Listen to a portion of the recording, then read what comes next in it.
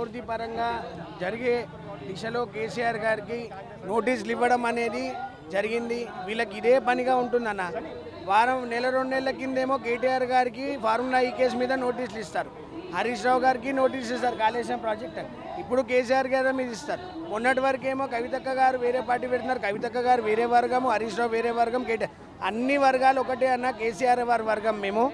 ఇక్కడ ఏమీ లేదు. ధర్నా చౌక్లో ఇక్కడ ప్రశాంతంగా అందరూ శాంతియుతంగా సపోర్ట్ చేసినందుకు, ఈ ప్రజాపాలన ప్రశ్నించేందుకు ధర్నాకి వచ్చి సపోర్ట్ చేయడం జరిగింది. చాలా శాంతియుతంగా జరిగింది. ఆ సపోర్ట్ చేయడానికి, ఈ ప్రజాపాలన ఫెయిల్ గవర్నమెంట్ని ప్రశ్నించడానికే ఉన్నామన్న. అదే చెప్తున్నాను కదా, మన తెలంగాణకి హోమ్ మినిస్టర్ కాదన్న, ఎడ్యుకేషన్ మినిస్టర్ లేడు, మైనింగ్ మినిస్టర్ లేడు, మున్సిపల్ శాఖ మంత్రి లేడు, హోమ్ మినిస్టర్ ఏమీ లేరు. అన్నీ ఆయనే. Story, screen play, direction, producer, hero, heroine, choreographer అన్నీ రేవంత్ రెడ్డి గారే.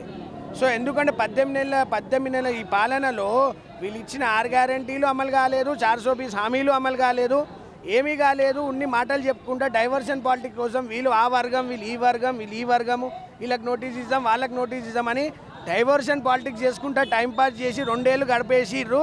ఇంకా చేయడానికే ఈ దుష్ప్రదేశాలు చేసి కేసీఆర్ గారు మీరు చేస్తున్నారని భావిస్తున్నాను అన్న.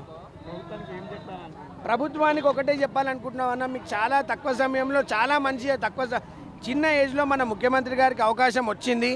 ఇప్పటికైనా ఈ దుష్ప్రచారాలు, ఈ పర్సనల్ ఎజెండాలు, ఈ కక్షలు ఇవన్నీ తీసి జనాలకి 6 గ్యారెంటీస్ అమలు చేయండి.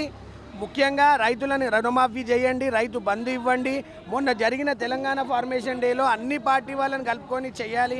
చాలామంది ఆర్టీసీ కార్మికులు కానీ, పోలీస్ సిబ్బంది కానీ వాళ్ళకి ప్రమోషన్స్ వస్తాయి. వాళ్ళకి ఏదైతే వాళ్ళ ఏజ్ క్రైటీరియా 1 ఇయర్ పెంచుతా అన్నారు, అది పెంచలేదు.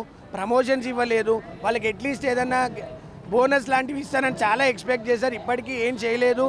ఇప్పటికైనా ఫస్ట్ రైతులని ఆదుకోండి. మహిళలకు 4,000 పెన్షన్ ఇవ్వండి, వికలాంగులకు 6,000 ఇవ్వండి, మహిళలకు చదువుకునే వాళ్ళకి ట్యాబులు ఇవ్వండి, స్కూటీలు ఇవ్వండి. మీరు ఇచ్చిన హామీలు నిలబెట్టండి అని మీ కోరుకోండి. జై తెలంగాణ.